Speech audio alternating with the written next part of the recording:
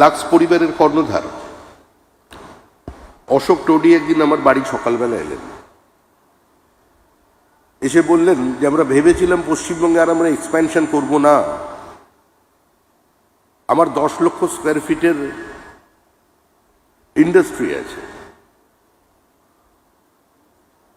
আমি সেটা আরো 15 লক্ষ বাড়াতে চাই। এখন আমরা ভারতবর্ষে প্রথম, আমরা সাউথ ইস্ট এশিয়ার সবচেয়ে বড় ফ্যাক্টরি তৈরি করব আমাদের হুঁশিয়ারি, আপনি আমাকে সাহায্য করুন।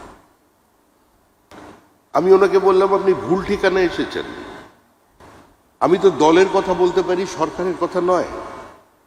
আপনি তাপস রায়ের কাছে যান, আপনি মুখ্যমন্ত্রী শুভেন্দু অধিকারীর কাছে যান, আমি তো দলের প্রতিনিধিত্ব করছি।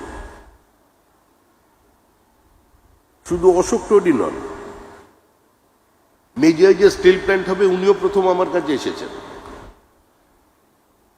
এটা খুব একটা গৌরবের বিষয় নয় আমার জন্য বা পশ্চিমবঙ্গের জন্য।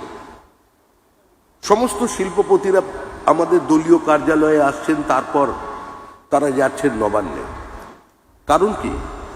কারণ 50 বছর ধরে পশ্চিমবঙ্গে দল শাসন করেছে, বামফ্রন্ট সরকার ছিল, তৃণমূল কংগ্রেস সরকার ছিল, কিন্তু কোনোদিন পশ্চিমবঙ্গ রাজ্য সরকার তৈরি হয়। আমরা চাই শুভেন্দু অধিকারীর নেতৃত্বে একটা পশ্চিমবঙ্গ রাজ্য সরকার চলুক, বিজেপির সরকার নয়।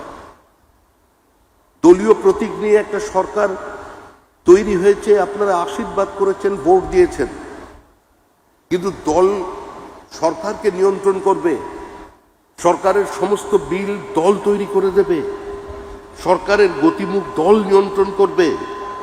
এই যে আমরা একটা রাজনৈতিক সমাজের বাসিন্দা হয়ে গেছি, তার থেকে আমাদের মুক্তি চাই।